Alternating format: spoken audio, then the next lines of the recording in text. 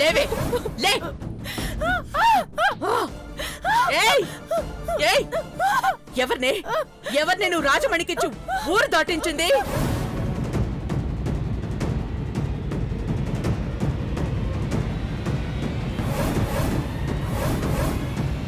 చెప్పు.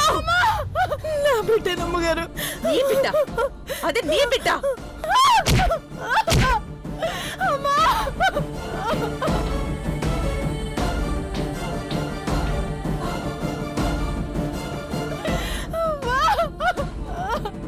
చెప్పు, నిజం చెప్పు. చెప్పు, ఎవరా బిడ్డ?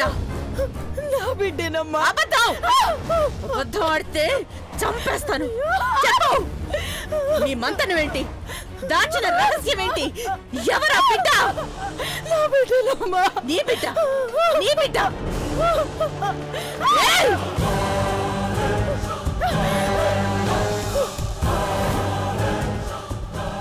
నిజమేనమ్మా, అది నా బిడ్డే.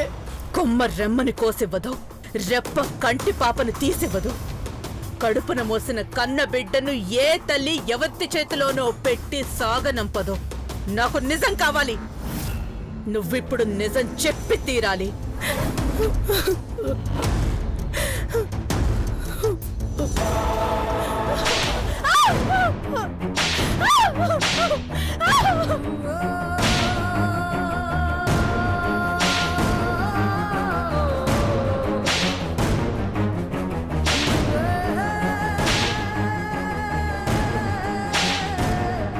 నిజం చెప్పు, ఎవరా బిడ్డ? చెప్తావా లేదా? చెప్పవా? చెప్తావా లేదా? అన్నని కాదు, అరవిందని కాదు, అపర భద్రకాళి భద్రావతిని. చెప్పు చెప్పు చెప్పు, చెప్పవే చెప్పు. నా బిడ్డేనమ్మా, అది నా బిడ్డేనమ్మా. నీ బిడ్డ? అది నీ బిడ్డ? నిన్ను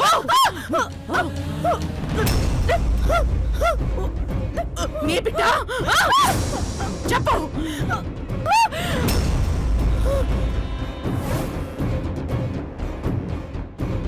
చెప్పు. చెప్తానమ్మా, చెప్తానమ్మా, చెప్తానమ్మా. చెప్పు చెప్పు.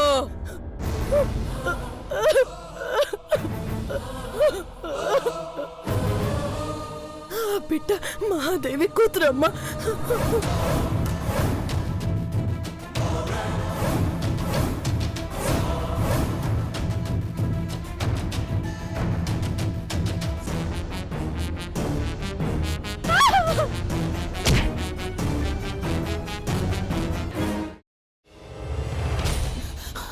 నువ్వు ఇంకేమన్నా చెప్పాలా? ఇంకేమన్నా అబద్ధం చెప్పాలనుకుంటే చెప్పేయి. నేను చూడాలనుకుంటున్నాను నన్ను మోసం చేయడానికి నువ్వు ఎంత నీచానికి దిగజారగలవు అని. ఎందుకు ఆలియా, ఎందుకు నువ్వు ఇలా చేసావు?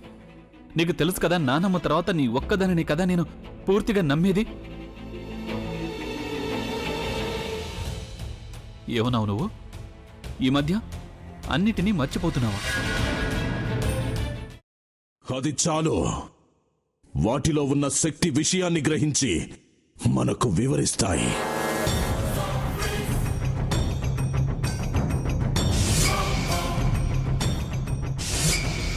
ఎవరు ఆ దండ విప్పొద్దు, గది తలుపులు తెరవద్దు.